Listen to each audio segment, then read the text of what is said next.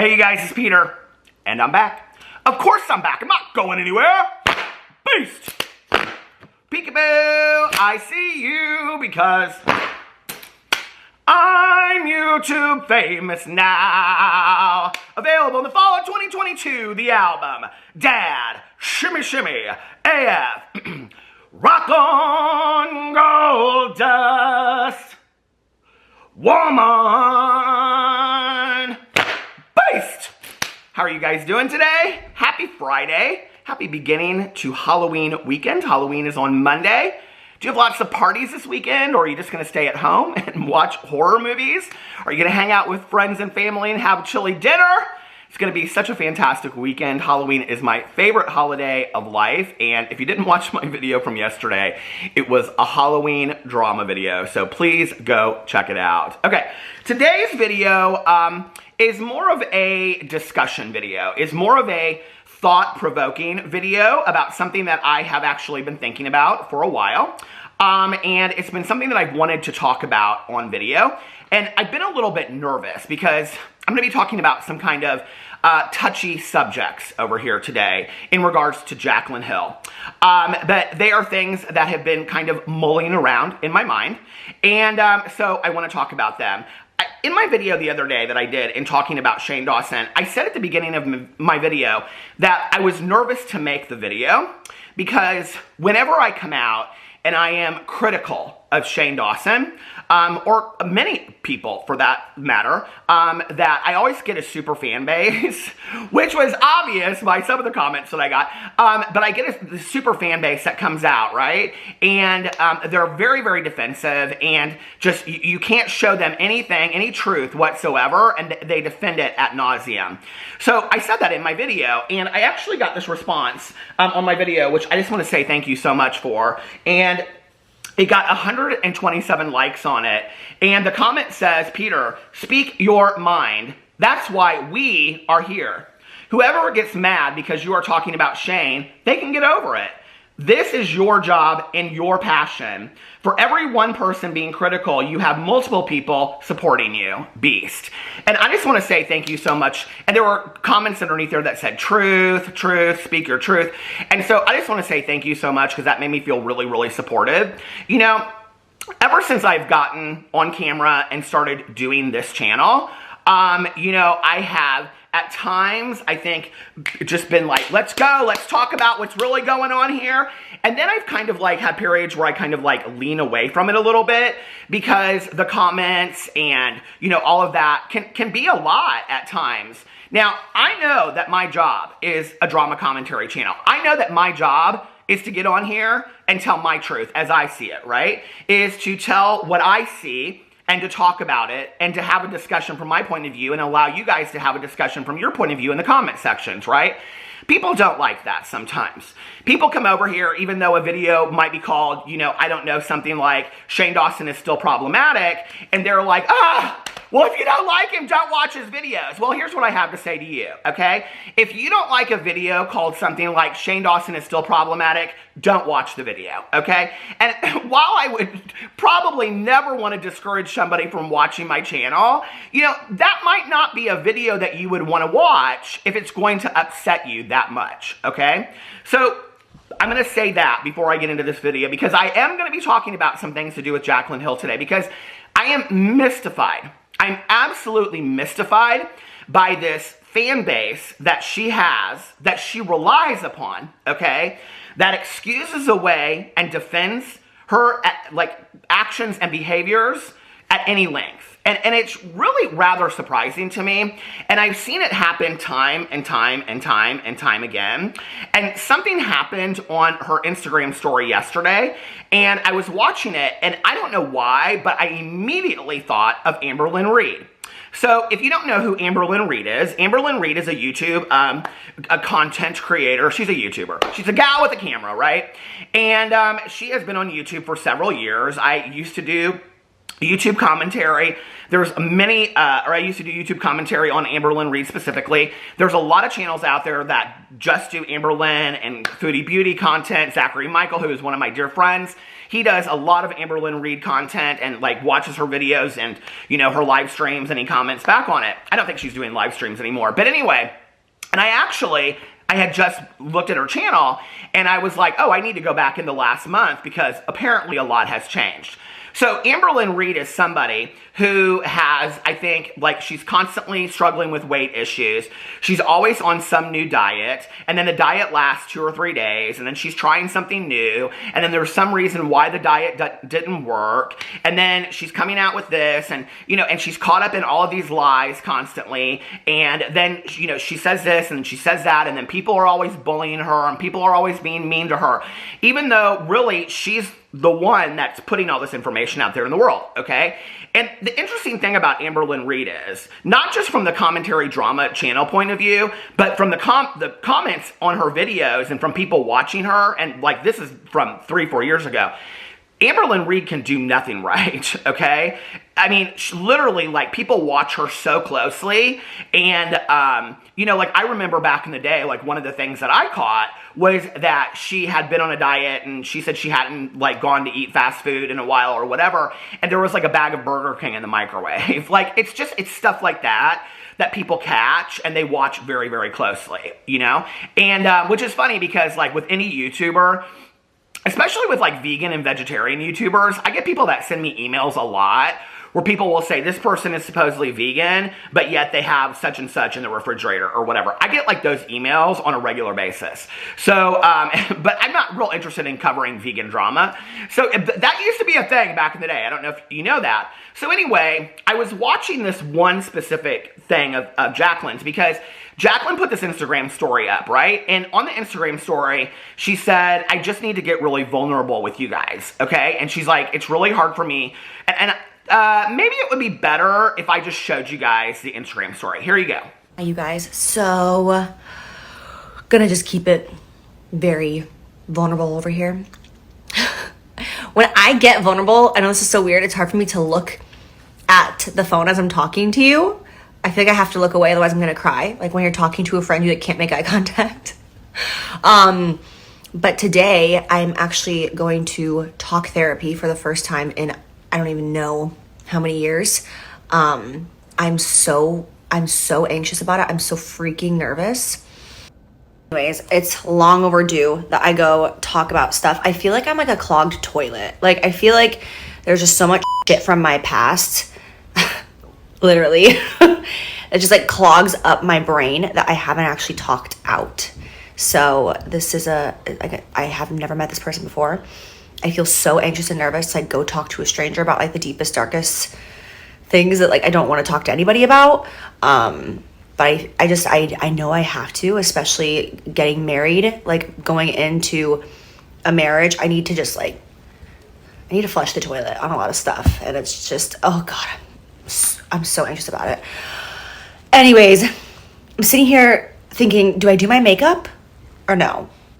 Because after the therapy session, it's a 1-hour session, and afterwards I'm meeting up with friends and family to go out and hang out. So I'll be in public. So I'm like, yeah, I want to have makeup on. But at the same time, I feel like there's a very strong chance I'm going to cry it all off. So what do? Do I put on makeup? Maybe makeup will make me feel more powerful. I don't know, you guys. I don't know. Why am I so scared right now? I'm so anxious to meet this new person and be like, hi, I have issues. Help me.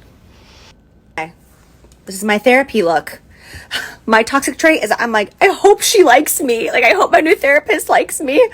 God. Anyways, I listened to you guys. I did not put on makeup. I did brush my eyebrows and took the advice that a genius gave me. Obviously, put on a hat, cover up the situation. You know what I mean? Especially once I'm out of therapy. If I have like a super red face from bawling my eyes out, I'll be like, don't look at me. Also gonna bring a pair of sunglasses. So we'll be Gucci there. Oh, told you guys about this brand and especially this crop tee that I am like an advocate for now. It's the best crop tee I've ever worn in my life. I have it in every single color and I have 3 of them in white. I actually wanted to wear white tonight, but it was in the dirty laundry, all of them, all 3 of them. So I'm going with like the mauve instead, but I'm not kidding when it comes to the quality, the cut, it's It's the best. Okay, wow. The cut and the brand's name is Cuts. Didn't they do that on purpose? Okay, so that's Jaclyn getting ready for her therapy session. I think it's great that she's seeking therapy, okay? Now, as somebody that has watched Jaclyn very, very closely through the years, one of the things that was interesting to me, and this is where I talk about, like, fans of Jaclyn's will defend her and excuse her actions and what she says ad nauseum. She says in there something very interesting to me, okay? And that is that she hasn't seen a therapist in years. And I was like, ding, ding, ding, ding, ding, because I know that it has been less than 3 years that Jaclyn was talking about going to therapy on a regular basis, right? Okay, so that was kind of interesting to me. And this is where I talk about, like, if you talk about these things at all in video, you're, like, slammed. But my question is, why is it okay that we talk about Amberlynn Reid, or we talk about Chantal Beauty, or we talk about all these people, right? Or Food Beauty, Chantal from Foodie Beauty. Why is it we talk about all of these people, right? And not just them, not just people in that segment of YouTube, but a lot of YouTubers. Why is it that we can be so critical of every single one of their lies or their actions or whatever, right? That doesn't align with some truth whatsoever. But when it comes to certain YouTubers, like Jaclyn Hill, like Shane Dawson, like Jeffree Star, that there's this mass amount of fan base that will just excuse their behavior at any expense. Like, I really don't understand it. I really don't. It's rather mystifying to me, okay? So I watched this whole thing and I'm like, I mean, really my thought was Jaclyn's main concern is whether or not she should wear makeup to this therapy session or not. Okay, whatever, I can understand that. I can understand being nervous. As somebody that I am actively in therapy as well, you know, and I go every week, like I can understand, well, I do Zoom calls here and then my husband and I, we do marriage counseling in person. But I was like, I understand how that can be kind of nerve-wracking for the first time of meeting that person and not knowing what that would be like. I can understand that, you know, I sympathize with her, right? And I think that's it, is I think that Jaclyn uses this to, like, this relatability quality for people to really sympathize with her, okay? So the very next thing that she puts out after this Instagram story is this little, I'm not going to put it up here, but this little thing that says, I'm so upset. There was such horrible traffic that I missed my session. Seriously, WTF. It was supposed to take 25 minutes to get there, and it ended up taking an hour. Maybe it wasn't meant to be today, okay? Now, you have to remember, I'm thinking about Amberlynn Reid in the back of my head while I'm watching all this go down. And I'm thinking to myself, if this was Amberlynn Reid, and this has been the case with Amberlynn, okay? Talking about going to therapy sessions, talking about doctor's appointments, talking about all these appointments that she has, that she never shows up for, she never makes, and she says, well, I had to reschedule it, I had to do this, I had to do that. People eat her alive, right? And I'm like, why is it that people are okay with this with Jaclyn? Like, it's just like she comes out and she says this, and it's like, oh, okay. Well, first of all, you said that you haven't been in a therapy session in 3 years. I'm sure I could probably fact check that if I really wanted to and go back I know it's been less than 3 years that she talked about having been in therapy and things like that. Okay. And so then she comes out and she says that she didn't make her therapy session because she was running late in traffic when she was really getting together, okay? Like her makeup and her outfit and all that kind of stuff. We just saw that in the Instagram story, right? So, okay, so I'm sitting there watching that and I'm still kind of like wanting to make excuses in my head for Jaclyn. Wait, on the heels, okay, of multiple drama channels coming out and talking about this price point of these pajamas and how expensive they are. And I literally read comment after comment after comment after comment after comment after comment, okay, of people saying, Jaclyn, you do not live in reality if you think that these luxury brand pajamas are affordable at $75 a pair. You don't live in any kind of reality. Nobody can afford that whatsoever, okay? I did 1 or 2 videos even talking about that. Many other people talked about it. It's all over the internet. It's all over the Reddit threads. It's underneath her Be Cozy brand. It's underneath her own Jaclyn Hill Instagram account. I mean, it's on Twitter. It's everywhere. Everybody is talking about the price point of these ridiculous luxury brand things, okay? And what does she do on day 1? She raises the price of the long pajamas $10. She raises them from $75 to $85, okay? which I'm like, this is unreal to me. And now I, read a comment in my video where somebody said, I don't understand why the short pajamas are the same price as the long pajamas. So when this came up, I tweeted out something like, these must really be luxury pajamas because they appreciated $10 in 24 hours. And there were a few people on there, I think maybe jokingly, commented underneath my Twitter thread, and they said, underneath there, they said something to the effect of, well, maybe Jaclyn heard you in your video say, or she saw the comment where people were questioning the difference between the short pajamas and the long pajamas. Okay. Given that you are a Boss Babe CEO and people are complaining already about the price points of your pajamas, when given short pajamas and long pajamas, and both are $75, and everybody is complaining about the price point, you are given two options. And if you want to make them different prices, okay? You can either take the longer pair and move them up $10, or take the shorter pair and move them down $10, okay? If you really want to be price point fair, okay?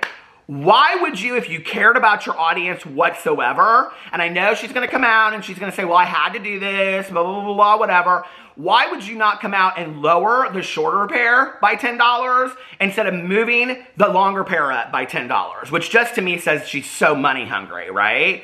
But fans don't see it. In fact, in doing that video, I got a comment from somebody. Hold on a second. I want to read this comment that I got. The comment is, you must not watch Jaclyn's videos because she is really kind and sweet and cares almost too much to a fault. Well, I do watch Jaclyn's videos when she decides to post as a YouTuber. She never posts as a I don't even know how she calls herself a YouTuber at this point because the only time she ever posts is when she's launching something. But anyway, I do watch her videos.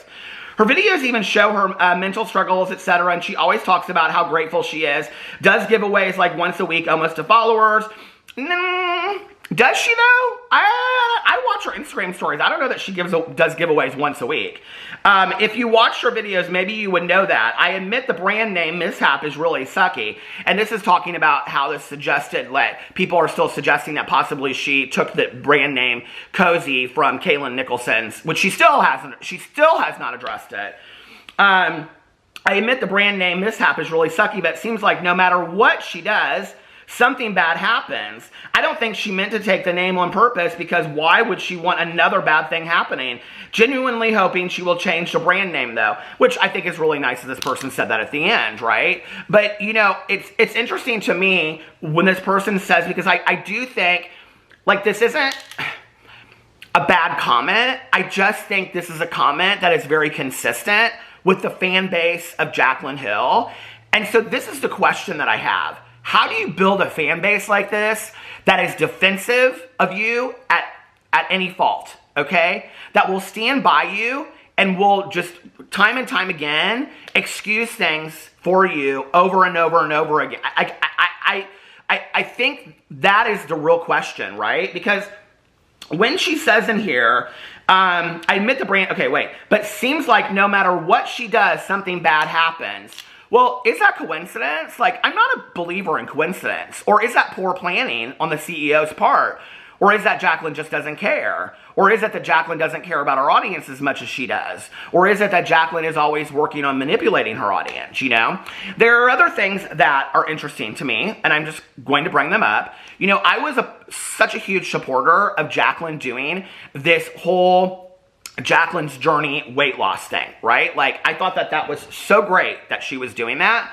I want to go in here and I want to see, I think she posted a video just a couple weeks ago doing an update on her Jaclyn's Journey. I think it was a week ago, or not, a couple weeks ago, or a month ago. She did, okay, the best results I've seen yet, that was 2 weeks ago, okay, and that was on her Jaclyn's Journey. But what's interesting to me about this Jaclyn's Journey thing is that it's very push and shove. And this is again, okay, and I'm glad that she's having great results. Jaclyn Hill constantly shows herself on a treadmill, working out, all this kind of stuff, right? But at the same time, And she doesn't really say how she's doing it. She also shows herself like out at multiple restaurants. Or like she had this lobster boil and she showed herself like, what do you call it? She and Jordan have these lobster boils where they cover the table in plastic and then they have all this, you know, whatever. And she showed herself what do you call it? Melting 6 sticks of butter. And she said, this is my favorite part. That was on her Instagram story, right? Okay, when I tell you that people like Amberlynn Reid would be eaten alive for this, like, it's the truth, right? So it's very interesting to me that Jaclyn Hill gives these very mixed signals where she'll come out and she'll say, like, I'm really struggling, blah, blah, blah, blah, whatever, but then she doesn't go in and really authentically explain, like, what she's struggling with. And I really liked these videos, you know? I especially really liked when she talked about, because I relate to it so much, when she was talking about her struggling with drinking, right? And she came out in a couple videos, and then she got mad about the response that she got about that.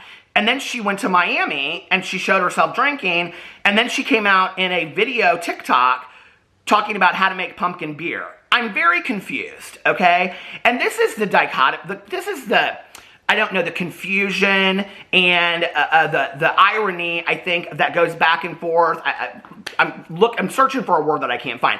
But this is like the back and forth with Jaclyn that I don't really understand, where fans like stick by it, right? And this is where I think, like Jaclyn says, and I do understand this, like, even as I'm speaking this, even as I'm saying this, I'm finding myself inside, because I have watched Jaclyn for so many years, and there's a part of me that does feel so compelled to, like, really like her as a person. You know, there really is. There's something so likable about Jaclyn Hill, and maybe that is just what it is, right?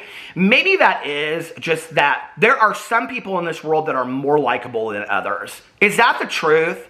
You know, is that, you know, when we were all in 3rd grade together, you know, and Susie Sue that sat in the 3rd row, and she was cute with her pigtails, and she was just picked in 3rd grade to be the most popular girl going all the way through, even if maybe she wasn't the prettiest girl, maybe if she wasn't the nicest girl, but she just kind of got picked because people liked her more than other people. Is that how it works in this world? Because it kind of seems like that a little bit to me, you know, that Amberlynn Reid, that is doing very similar things to Jaclyn Hill, okay, is criticized constantly for it. And I'm not saying that she shouldn't be, okay?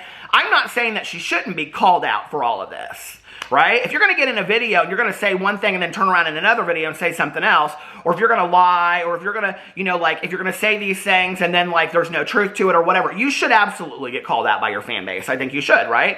Okay, but why is it that Jaclyn Hill continues to be defended and excused at total expense for this, right?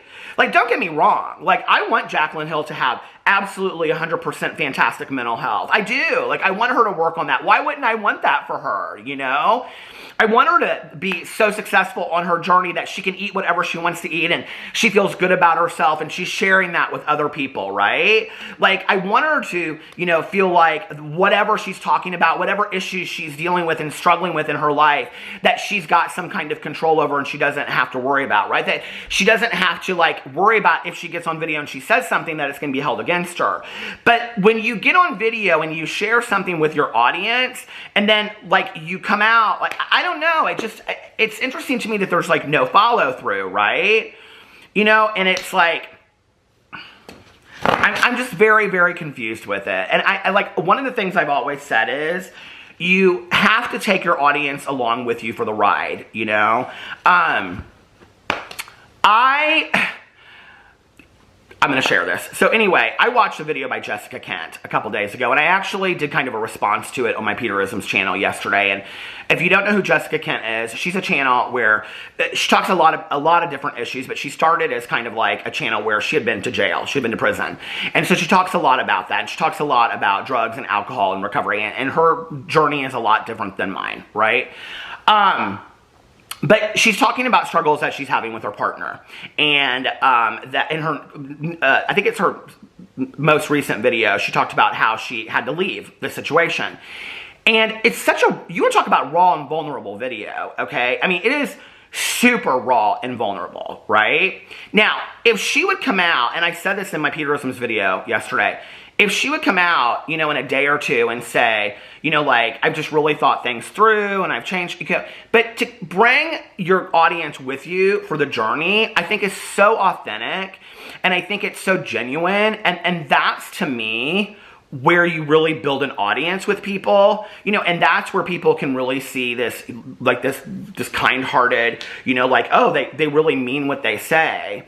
I don't really see how people see that with Jaclyn, you know? And the thing is, to me, and I think this is the thing that has become really, really evident with me in the last, I don't know, 2 to 3 months, and kind of was there all along, but is really there the last 2 to 3 months. You know, people will say to me all the time, Peter, like, back in the day on your videos, you know, like, you used to say, oh my God, like, Jeffree Star, like, I think he's so great, or Shane Dawson, I'd faint a million faints if I met Shane Dawson, you know? Well, times have changed, and I am allowed to change my opinion as a human being, you know? My best friend, whenever we talk about this, like when we're driving around or whatever, she'll say, I'm a human being, I can change my opinion from 1 minute to the next. Like, I can, and I have the ability to do that, and I don't have to explain that to anybody else, you know? I don't feel the same way about Shane Dawson and Jeffree Star that I did 3 years ago. I don't feel the same way about Trisha Paytas that I did 6 years ago. You know, more has been revealed. I have seen the truth behind the veil of Oz. And it's not pretty, you know? And they're not necessarily nice people like you think they are. And, you know, for a long time, I really, really, really protected Jaclyn Hill. And I would get in a video and I would say, da-da-da-da-da-da, but I really like Jaclyn. And I don't know who it was, but somebody at some point asked me, they said, you always do this, but then you say, but you really like Jaclyn. What is it you really like about Jaclyn? And when I really took a look at it, it was like, you know, she's posting like her and Jordan sitting on the couch watching Hocus Pocus, and, you know, like her like eating a bag of candy, or her having the drawer where she has all the candy, you know, or her in the kitchen just hanging out with her, you know, nieces or whatever. And it was like, it was my life. You know, it was me hanging out with my friends, and, you know, or, you know, our family getting together, or just putting on our PJs and sitting around watching a TV show, my husband and I. And so I related to it, and there was something that was, I don't know, really likable about that. But when I look at the specifics of it, I'm like, but was that even real? Like, or was that all just for photo op? Was that all just for, I'm going to build the relatability of who I am as Jaclyn Hill, so then people will buy my products? Because if you were really that real and that genuine and that authentic, you then also would come out and you would talk about changing the price point on pajamas, because you would want to be that authentic with your audience. You would also come out and talk about the possibility that maybe you took somebody else's brand name, you know, or even come out and say, I didn't even know anything about it, but I feel like I need to address it. Enough people have made me aware of it, you know, or you would come out and you would say, I don't know, something about all these different things, right? But I feel like Jaclyn is never held to the same standard that other YouTubers are held to when it comes to being critical. And it's very interesting to me, you know? And I was told by a friend recently, I haven't actually gone over there. I don't read the Reddit threads very often anymore. I just don't. Sometimes I do to find information out, but I find that the Reddit threads, even though they are sometimes hilarious, can be almost borderline mean a little bit. So, but my friend was telling me that the Reddit threads are like, they are like on it with Jaclyn Hill. Like, they notice like every little thing that's going on, right? So is it that Jaclyn Hill has just always missed the boat and has never been somebody that people have like really watched that closely and been like, held her to the certain standard? And is it time that that changes, you know? Like, I think when you're talking about $1 million businesses, you know, Amberlynn Reid, what's she making? AdSense money off of YouTube videos and maybe, I don't know, some super chats and a live stream? I mean, it's not like she's running businesses, okay? You know what I'm saying? And that still is not an excuse for her to lie and manipulate and be calculating and controlling her audience, okay? But it is on a level when you're talking about making millions and millions of dollars at the expense of you are the face of your company, and that face is maybe not really the truth. Like, maybe that's not really representative of who you are. And I think it's interesting when I got that comment, which I thought was a very nice comment in defense of Jaclyn, but it's interesting to me. It's like, I think the question would be, and maybe Jaclyn needs to teach a masterclass in this, is how do you build an audience that will defend you at any expense, you know? I don't know, like, and I think I think what happened was, like, you know, people can go back in time like 10 years and they can find like lies that Jaclyn told. Like, I've seen the videos, you know, there's not many, but I've seen them, and I've talked to enough people that have done the research and are like, oh, I go way back and you can see all of the Jaclyn lies and all the things that she's told, right? And I think it's that nobody's really ever called her out like on all of those things consistently together. So she's really never had anything to like answer for. And I think that that's kind of interesting. But you know, like if that were the case, like what would she do in that situation if she had to, you know, respond to all of those lies that they were just lined up like on a timeline, like I talked about in my last video? I don't know. You know, it's like, I wish her all the best. I do, like I said, but I think like it's one thing to say you want to be authentic and you want, you know, all this kind of stuff, and it's another thing to be authentic. And I think to actually be authentic is to break down that barrier, you know, and to actually allow yourself to be who you are with your audience. And that can be getting upset or getting hurt or getting angry or whatever, you know, but standing behind that as well and whatnot. So anyway, I just think it's interesting. You know, this whole thing is, like, ever since I've started on YouTube, it's interesting to me how you can have one YouTuber and it's like, they can do A, B, and C, and it's like, people are just like, oh, well, whatever. And then another YouTuber can do A, and it's like they're canceled for it, you know? So how do we decide who fits into what category? Was it all decided in 3rd grade by Susie Smith? You know, I still don't know. I don't understand, you know? Let me know what you think in the comment section below. I love you guys, and I'll see you tomorrow. Bye.